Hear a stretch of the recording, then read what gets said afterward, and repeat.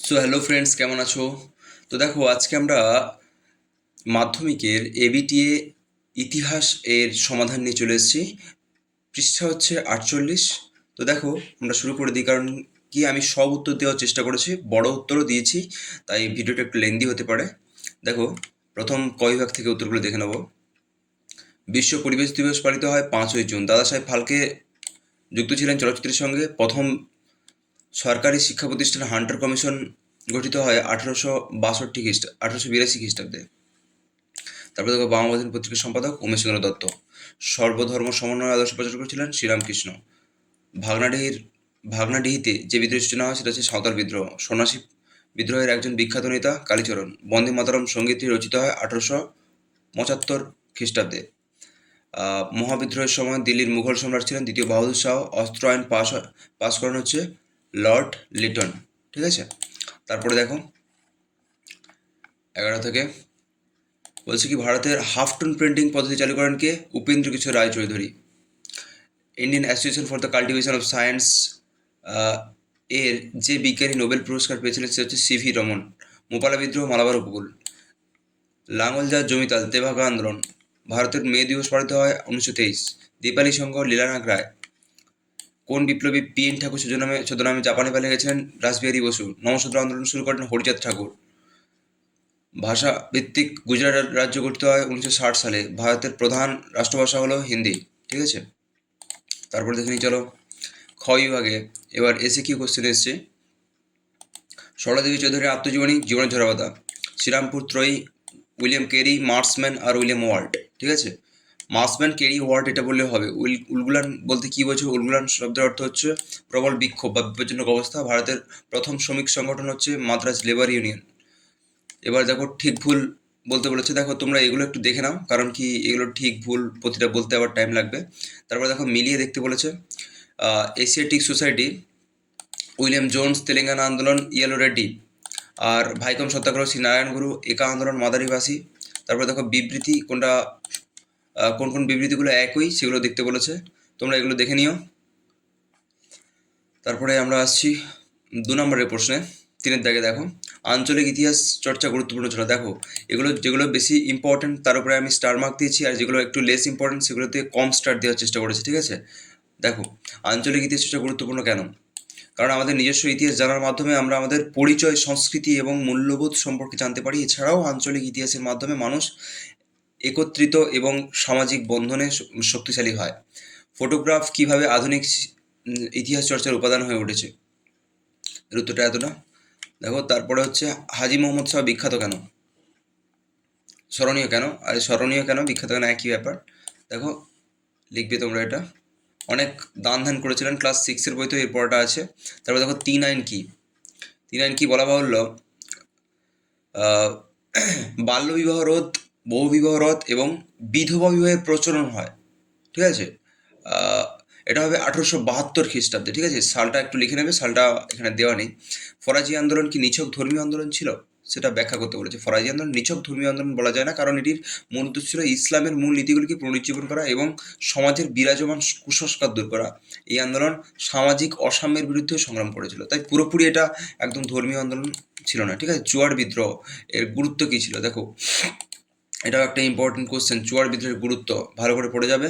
চুয়াড় বিদ্রোহ বাংলার ইতিহাসে একটি গুরুত্বপূর্ণ কৃষক বিদ্রোহ। এই বিদ্রোহের গুরুত্বগুলি হলো: একে, ব্রিটিশ ইস্ট ইন্ডিয়া কোম্পানির শোষণমূলক ভূমি রাজস্ব নীতির বিরুদ্ধে কৃষকদের একটি প্রতিরোধ ছিল।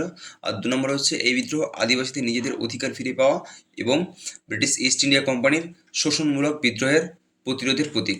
ঠিক আছে, তারপরে দেখো, জমিদার সভা কবে কারা প্রতিষ্ঠা করে? দেখো, দারাগনাথ ঠাকুরের উদ্যোগে কিন্তু জমিদার সভা 1838 খ্রিস্টাব্দে প্রতিষ্ঠা হয়। নানা সাহেব বিখ্যাত কেন, লিখবে এটা।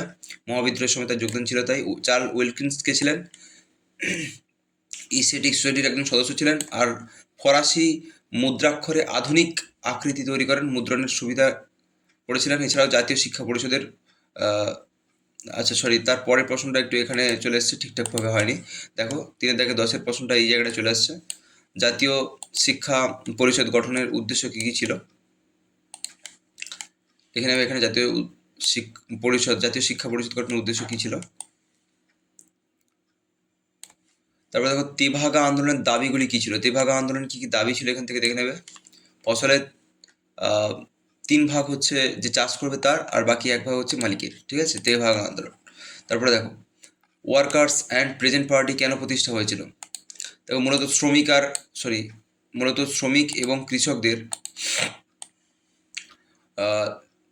অধিকার রক্ষা এবং জীবনযাত্রার মান উন্নয়নের জন্য তৈরি হয়েছিল ওয়ার্কার্স অ্যান্ড প্রেজেন্ট পার্টি। আচ্ছা,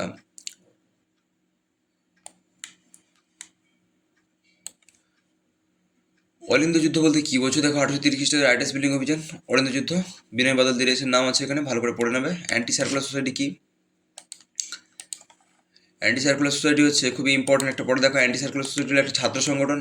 এর প্রধান উদ্দেশ্য ছিল বিদেশি শিক্ষাকে বয়কট করে স্বদেশী শিক্ষাতে আগ্রহ বৃদ্ধি করা আর ছাত্রদের ঐক্যবদ্ধ করে জাতীয় আন্দোলন গড়ে তোলা।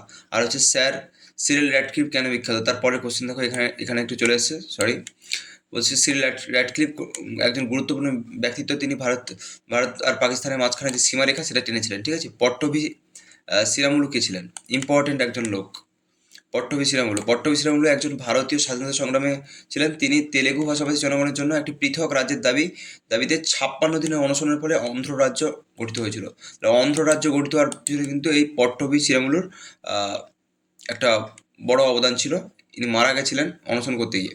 তারপরে দেখো নীলদর্পণ নাটক থেকে দিয়েছে। নীলদর্পণ নাটক থেকে 19 শতকের বাংলার সমাজের কি কিছু প্রতিফলন পাওয়া যায়? তাই এগুলো বড় কোশ্চেন।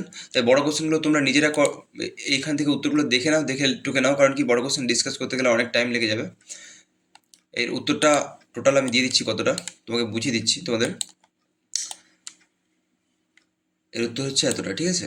লিখে নাও ভিডিওটা পজ করে। তারপরে দেখো আমি উত্তরগুলো এইভাবে দিয়ে যাবো, কারণ কি এই কোশ্চেনগুলো এলাবোরেট মানে ডিসকাস করার মতন টাইম কিন্তু নেই। খুবই শর্ট সময়ের মধ্যে ভিডিওটা করতে হবে। তারপরে দেখো এখান থেকে পয়েন্টস দিয়েছে, এতটা পর্যন্ত হচ্ছে এর উত্তর, ঠিক আছে?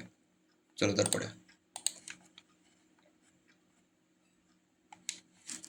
তোমাদের 6টা কোশ্চেন লিখতে হবে 4 দাগে।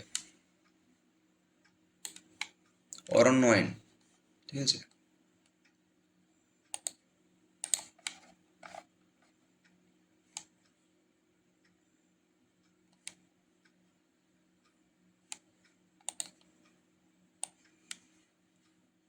দেখো প্রশ্ন দেখো, মহাবিদ্রোহের প্রতি শিক্ষিত বাংলা সমাজের মনোভাব। খুবই ছোট করে দেওয়া আছে, এর থেকে ছোট কিন্তু হবে না বন্ধুরা। 4 নম্বরে এটাই লিখতে হবে। তারপরে দেখো উইলিয়াম কেরি বাংলার মুদ্রণ শিল্পে কেন বিখ্যাত? এই উত্তরটা ছোট করে লিখতে পারো তোমরা, ঠিক আছে? তারপরে দেখো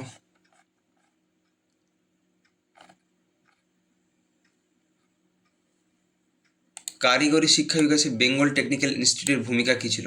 এটা 2017 সালে এসেছিল প্রশ্নটা, ঠিক আছে? দেখো এর উত্তর টোটাল, বাকিটা এখানে আছে, ঠিক আছে? তারপরে ভারত সরকার কিভাবে দেশীয় রাজ্যগুলিকে ভারতীয় ইউনিয়নভুক্ত করেছিল? দেখো লর্ড ডালহৌসির কথা আসবে এখানে, লর্ড কর্নওয়ালিসের কথা আসবে এখানে, ভালো করে পড়বে। এটা একটা ইম্পর্টেন্ট কোশ্চেন এবং বড় কোশ্চেন। সরি আমি ভুল বললাম, এটা ভারত সরকার কিভাবে দেশীয় রাজ্যগুলিকে ভারতীয় ইউনিয়নের সঙ্গে যুক্ত করেছিল। আচ্ছা আচ্ছা, এটা বল্লভভাই প্যাটেলের কথা আসবে বেশিরভাগ, ঠিক আছে? অনেকগুলো কারণ আছে, এই যে ছোটো ছোটো পয়েন্টগুলো দেওয়া আছে এগুলো কিন্তু লেখার চেষ্টা করবে, কারণ এগুলো কিন্তু খুবই ইম্পর্টেন্ট পয়েন্ট। তারপরে দেখো হায়দ্রাবাদ রাজ্যটি কিভাবে ভারতভুক্ত হয়েছিল? 2018-তে এসেছিল এই প্রশ্নটা, এতটা তোমাকে লিখতে হবে, ঠিক আছে? এবার 8 নম্বরের প্রশ্ন আছে। দেখো 8 নম্বরের বড় প্রশ্ন, ঠিক করে লিখবে এগুলো। দেখো সমাজ সংস্কারে রাজা রামমোহন রায়ের অবদান। যারা ক্লাস 12 তাদের কিন্তু এটা আসতে পারে এবছর ইতিহাসে। তারপরে দেখো তারপরে এতটা হচ্ছে শেষ। তারপরে প্রশ্ন দেখো, মানুষ প্রকৃতি ও শিক্ষার সম্মান রবীন্দ্রনাথ ঠাকুরের শিক্ষা চিন্তা। এটা ভেরি ভেরি ইম্পর্টেন্ট তোমাদের এবছরের জন্য, কিন্তু এবছর আসতে পারে মাধ্যমিকে এই কোশ্চেনটা, ইম্পর্টেন্ট খুব, ঠিক আছে? আচ্ছা এর পরবর্তী উত্তরগুলো দেখে নাও, এতটা পর্যন্ত।